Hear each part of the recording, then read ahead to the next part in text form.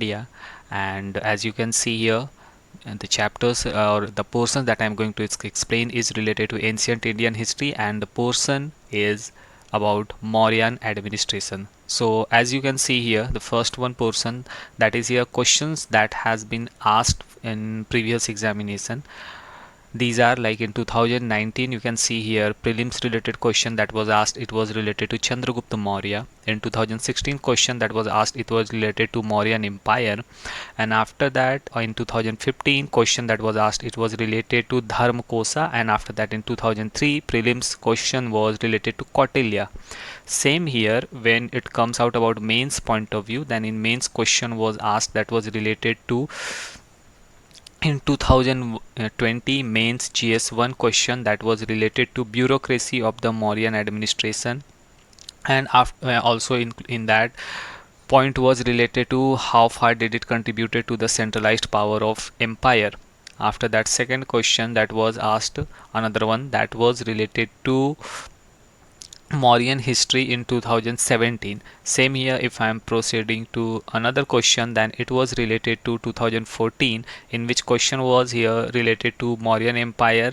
That was that Asoka to Mauryan administration, what were the contributions. After that, in 2013 question that was there, that was related to Arthashastra in the understanding the Maurya administration. Question was related to Arthashastra, that this discussed the significance of the Arthashastra in understanding the Mauryan administration. And after that, in 2010 question that was asked, it was related to administrative structure of the Mauryan Empire and how did it differ from earlier kingdoms. So as you can see here, in various years UPSC has asked different types of questions related to Mauryan administration, which is part of ancient Indian history. So as per by the examination point of view and importance of this topic, by giving and understanding the importance of this topic, I am going to discuss and I'm going to explain some important points and also details about those portions which will play crucial role for your examination. So now first one is here, what are the major points that are essential for examination point of view. So it is here related to Mauryan administration. The first one point that comes here, it is related to centralized bureaucracy. As you can see here, it is related to centralized bureaucracy. After that, another one is here related to role of Chanakya and Arthashastra, because Chanakya was also known as the responsible person, or you can say a person who has contributed a lot at that time to make Chandragupta Maurya king of whole India, or you can say entire Indian empire. He made him first king of Magadha, and after that turned that into turned Magadha into an empire, which later on known as United India. After that, in that another ancestor or an ancestor of ancestor of Chandragupta Maurya, who is also known as Asoka, he expanded it a lot, and also he has introduced Dhamma, or he has introduced Dhamma, that came to be known as his policy, which expanded Indian territory from many countries, not only in India but also at present time on other countries which are there in that areas or in those regions also. After that, it comes here about the sources of Mauryan history. What are the important sources that gives us important information for examination point of view, it is here. After that, next comes here related to comparison with other empires, that what type of empires were there at that time, like Alexander, when he invaded India at that time, what was the situation of India, including that another one portion was here that was entirely related to expansion of empires, like Alexander when he invaded, after that he returned back, after that what were the circumstances, what were the outcomes related to those portions, and at the end here portions will come out in form of decline of Mauryan empire. Because if a civilization we are taking example, or any empire we are taking example, then everything that begins has to face downfall also. So Mauryan empire also later on collapsed, and the last Mauryan king, also known as Brihadratha, when he was killed or assassinated by his own commander, and after that later on Sunga dynasty came in power, and a new dynasty in again means rises power of India or entire India, it takes control. About that also we will study in that. After that, coming to the next one related to chapter's main point, after that another one portion is here. So before we start, an important quote is here that we can understand through history, that history teach us, we learn from history. It is a very important point here, that whenever it comes out about history, then it is always recommended that history we need to study, not only because that it is a subject, but also because we learn a lot from that. In fact, when we are counting about, or when we are studying about Maurya administration, then we need to understand that it was a routine of Chandragupta Maurya on daily basis, in which around something 3 hours a day he spends on studying, or you can say on studying history. That was a routine made by Chanakya for him, so that he can learn and understand what is importance of history, and how by learning history he can apply those concepts to run his empire in a proper and efficient manner. Coming to the next one, another one is here related to examination point of view, or related to exam. First we need to understand our mission. So for when we are taking our steps for civil services, then first one pillar is here, that is first step is to clear the prelims, and for that basic concept must be clear. So when we are going through our civil services journey, then you must remember that the first most important point is here, is your basic clarity. If you are having basic clarity, only then you will be able to clear exam. It's not only about UPSC, but another examination also. If you are preparing, then you must remember that if your basics are clear, only then you will be able to perform, otherwise you will face a lot of troubles.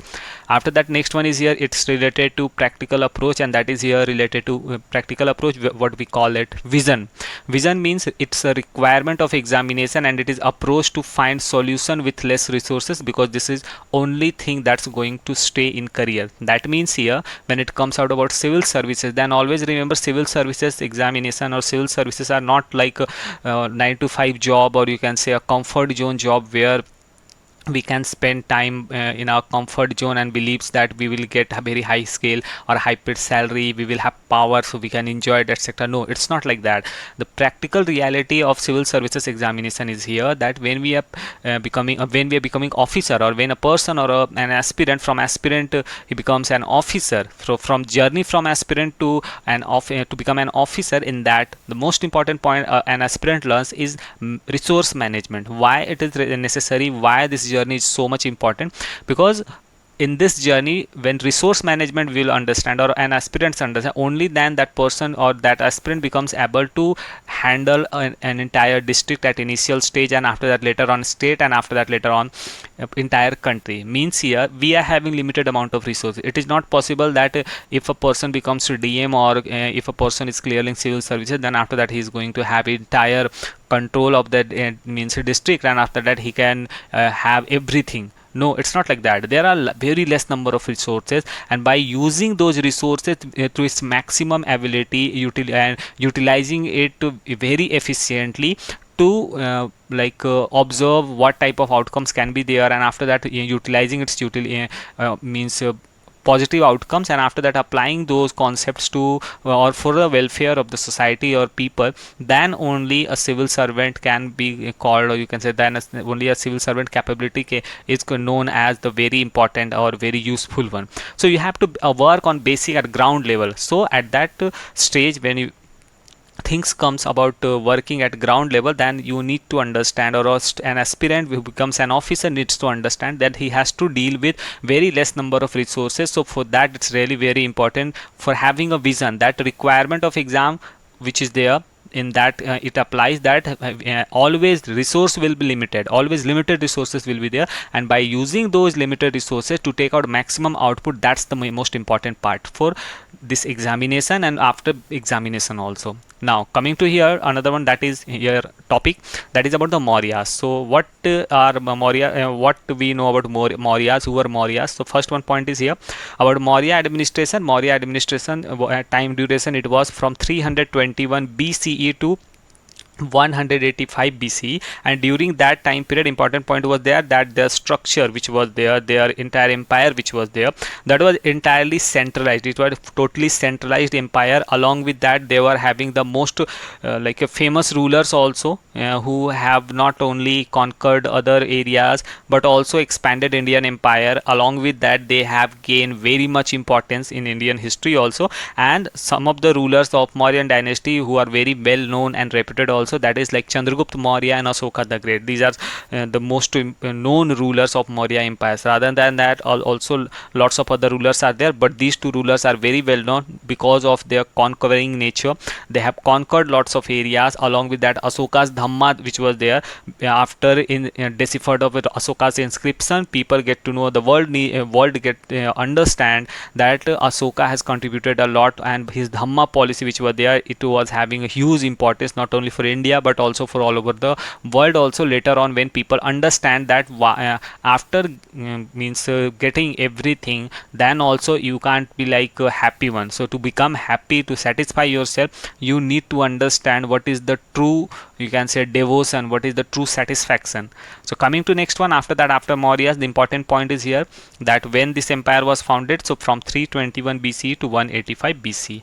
After that, next one, when it comes, it is here related to Mauryan empire. So it is originated from Magadha, means there were totally 16 Mahajanpadas at that time before Maurya's empire in India, and in that Magadha was one of the most powerful one, which was ruled at that time before Chandragupta Maurya. At that time it was ruled by Nanda dynasty, and Chandragupta Maurya defeated Nanda's dynasty. He replaced them, and after that he take over the throne, and then stabilized Mauryan empire, founded Mauryan empire, and after that expanded it towards its maximum peak. Later on, other rulers also contributed in that, and by this figure, as you can see here, in that you will be able to understand that it was expanded till Afghanistan, and on another side it was almost till North India, you can say.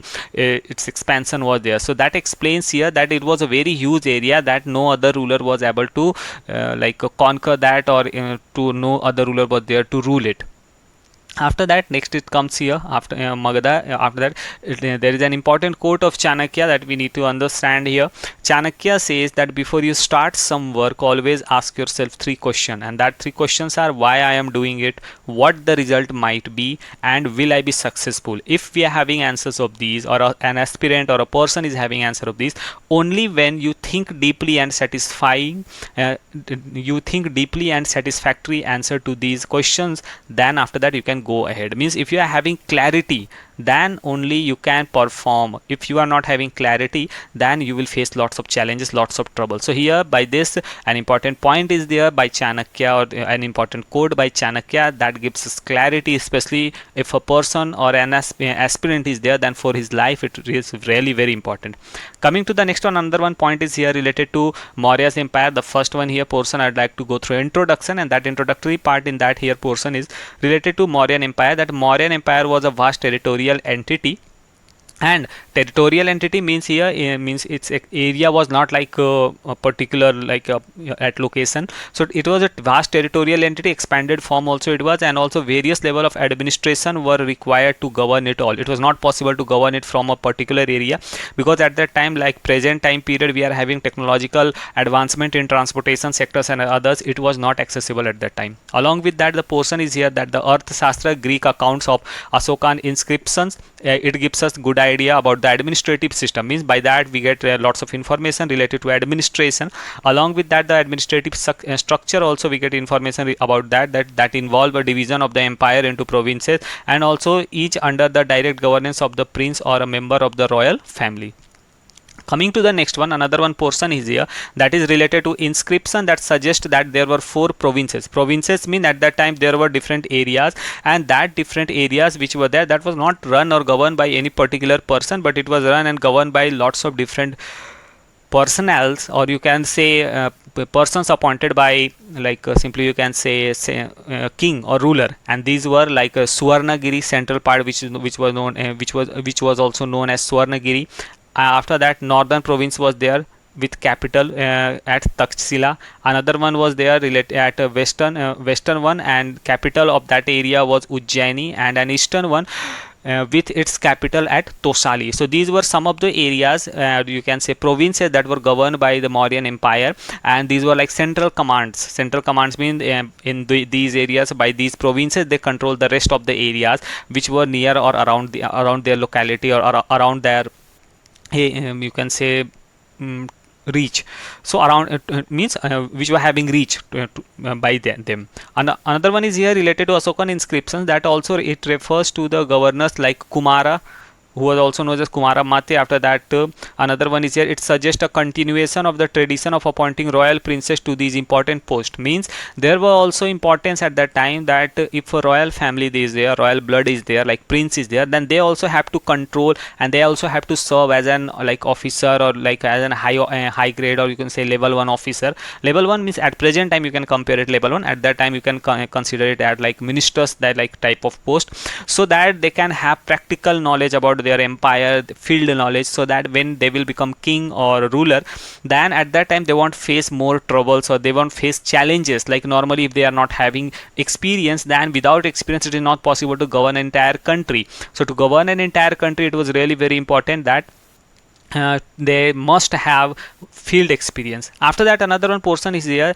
That one is related to some senior officials. Senior officials, about that what informations we found out in that, we understand here that senior officers who were there, they were called Pradeshikas, and they were tasked with touring the empire, and their work was to tour and gather information about empire and everything that was going on in empire, or in around the empire.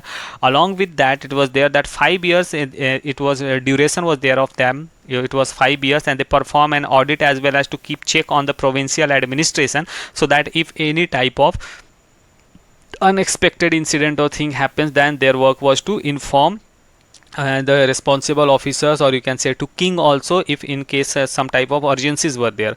Along with that, there were judicial officers also, who were also known as Rajukas, and in both urban and rural areas, judicial function combined with assessment of revenue. Means all the judicial officers who were there in urban and rural areas, their judicial functions combined with assessment of revenue. Means revenue was also important portion for them, because they knew it very well. Mauryan administration also understand very well that if revenue is not there, then empire can't live or can't stay for longer enough. And that is also a reason why in entire Mauryan empire everything was like in form of currency based, or you can say payment system mode. There was nothing like anybody is granted like resources. They were giving priority to pay officers, to pay their officers in form of salary. They were not giving priority like to allow them lands and others, which later on kings use them, and because of that they faces huge troubles, and sometimes it leads to the disintegration of the empire, or you can say country also. But at that time when Mauryan empire was there, they were understanding its importance very well. So they were doing everything by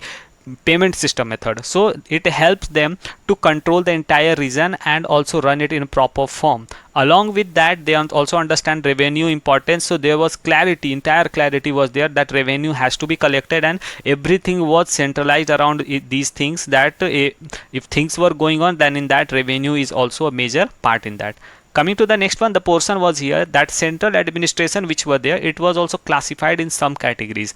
The categories which were there at the time, it was like the first one important portion which was related to the king, the most important person, or you can say the most important one. After that, it comes out about the council of minister who helped the king to run the country. Another one was their city administrator. In that also responsible officers were there, whose work was to collect revenue and whose work was there to control city in a proper form, so they can performed very well. Along with that, army was there.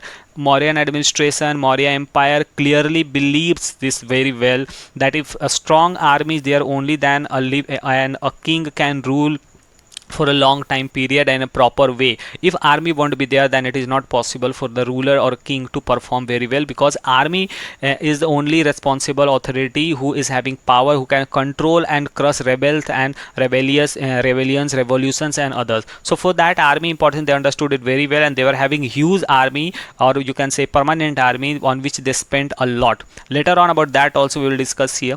After that, it comes out about espionage network that plays an important role to give secret information that was essential to run the empire and to keep itself safe from any type of attack or internal rivalry or political circumstances, scenario and harms. or any type of assassin related problem. And after that, next one is here about law and justice, and then at the end it comes out about public welfare. They were not only doing everything just because they wanted to run the country, but their priority was also centralized around public welfare. Their main priority was they have to do things for public, so that public, or you can say country people who are there, they want to go or they want to protest against the king. So these were some of the categorizations related to central administration, which plays an important role for central administration in Mauryan Empire.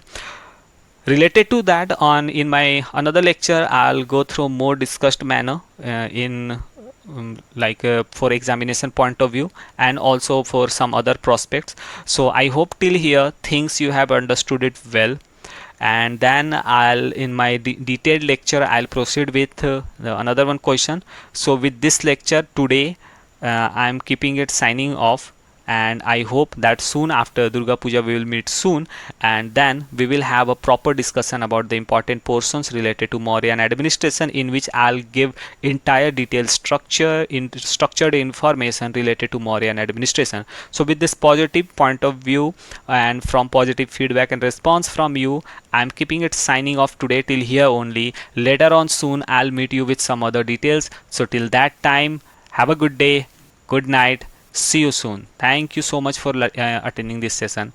Keep it up. Thank you so much.